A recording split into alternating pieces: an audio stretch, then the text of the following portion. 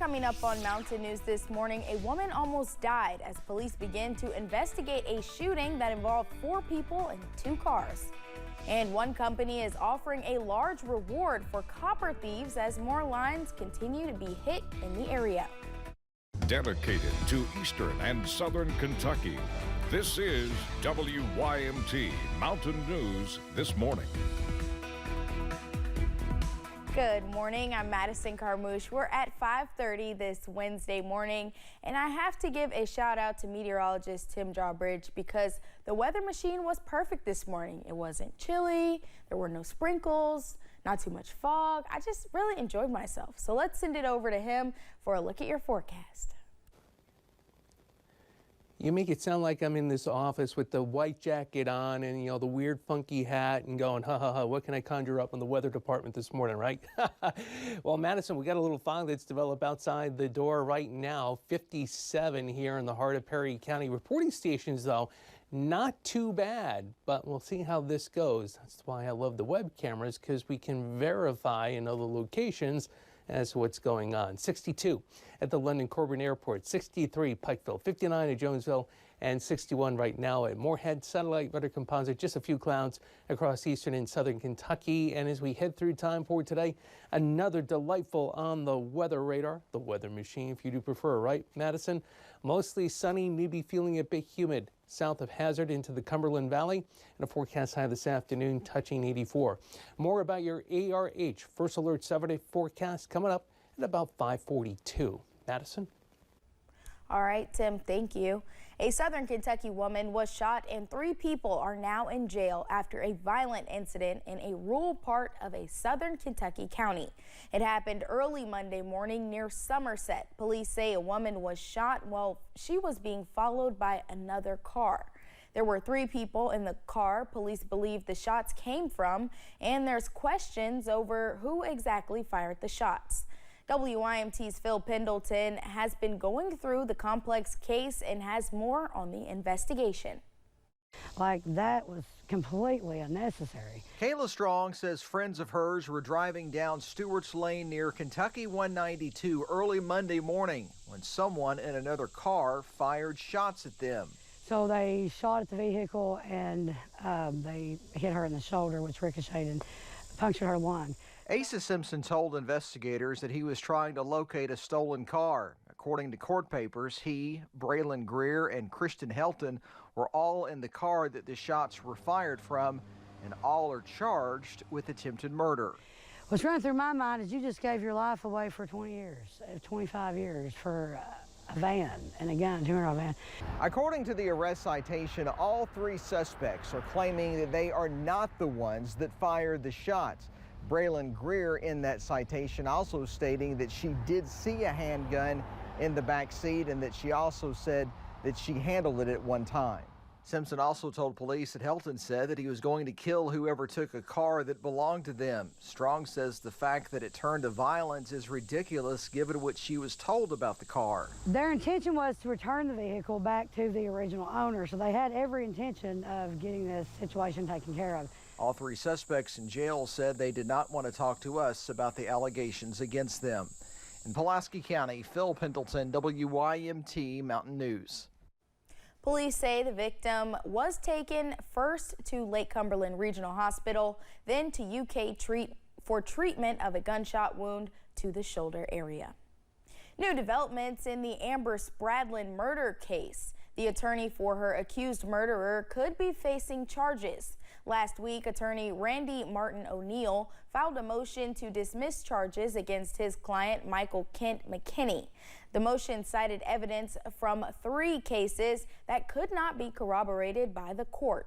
Attorneys for the Commonwealth are now calling for O'Neill to be held in contempt of court if he is unable to provide copies of the cases he referenced.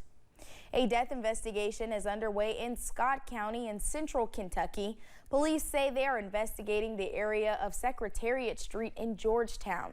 Police say they received a call from 911 yesterday morning from a family member about 2 people found with gunshot wounds at a home there. According to our sister station, a woman and man as well as a pet were found dead. A woman is charged in connection to a moped crash that killed her daughter on I-75 in Whitley County.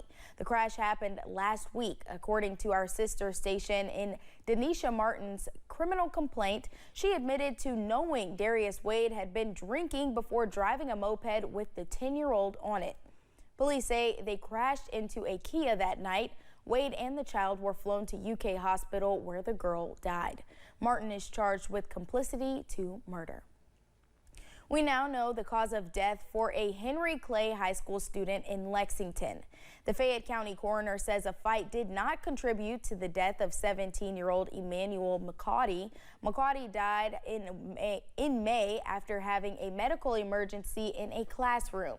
The medical examiner's report says McCauty died due to a seizure complicating a ruptured vascular malformation. There were no drugs or alcohol present at the time of death and no trauma. He says the manner of death was natural. A Laurel County man is facing charges related to child sexual abuse material. Officials with KSP's Electric Crime Branch arrested 58-year-old Jerry Dunn yesterday. He was arrested as a result of an internet crimes against children investigation. Dunn was charged with 20 counts of possession of matter portraying a sexual performance by a minor. Dunn is in the Knox County Detention Center. In 2024 alone, there have been more than 60 copper cable thefts in Clay County. Kinetic officials estimate these copper thefts have affected more than 350 customers in and around Clay County. They are offering a reward up to $10,000 to anyone who can give them information that leads to an arrest. WYMT's Caroline Mueller tells us how these thefts can affect you. Kinetic spokesperson David Faggard says copper theft is not a victimless crime. It affects first responders, their ability to communicate inside the communities and with other life-saving agencies and services. Cable theft increases costs on companies, governments, residences, and small businesses. This has been true for owner of Pantry Shelf, Susan Brotherton. She says their phones were down all day Friday, and back in May, they were down for 9 days, which resulted in them losing business from call-in orders. We were at least 1/3 down of our normal business, yet I still work all my people. They depend on me for their pay on Friday. I can't say, oh, you all stay home because we don't have a phone today. I can't do them that way. She says with no way of knowing when they will or will not have service, she bought an additional cell phone with another provider. But that's hard to do. We've had the same phone number since 1967.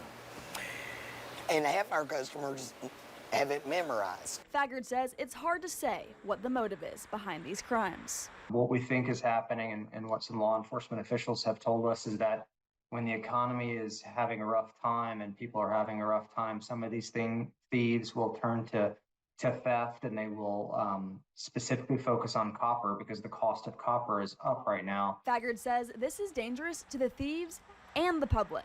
There is a risk of electrocution for the thieves themselves and potential hazards to the public due to exposed cables and compromised infrastructure. He encourages anyone who sees wires down to report the issue immediately.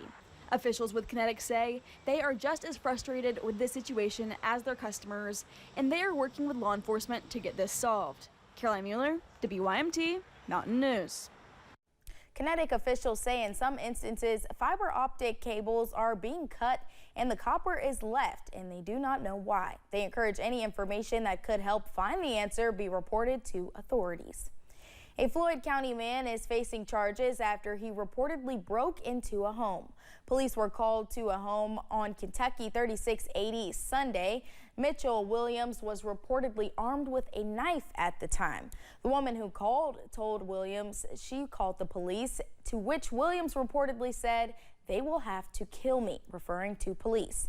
Police later found Williams walking on Kentucky 3680 before they tased him. He is also accused of pulling out a knife at an officer. Police in Huntington, West Virginia have arrested a man wanted in connection with a robbery that happened last week. Officers say they have arrested Charles Farley. He was booked in jail on Monday. They say Farley walked into the business Saturday night, showed a knife, and demanded cash. No one was hurt, but police say Farley took off with an undetermined amount of cash. He's charged with first-degree robbery. An Estill County man is facing a host of charges after police found drugs on him. It happened last week when police noticed an SUV sitting on the side of the road on a highway in Lee County. After Anthony Combs and his friend told police what was going on, officers thought their story was not adding up. That's when police decided to search the vehicle, where they found marijuana and a small baggie with a crystal-like substance. Combs was taken to Three Forks Regional Jail. Crews worked to put out a fire at a Southern Kentucky detention center. Firefighters were called to the Pulaski County Detention Center Monday. When they arrived, they found smoke and flames coming from a dryer in the laundry room. The fire was put out quickly. Crews stayed at the scene to make sure the air quality was safe for inmates and workers.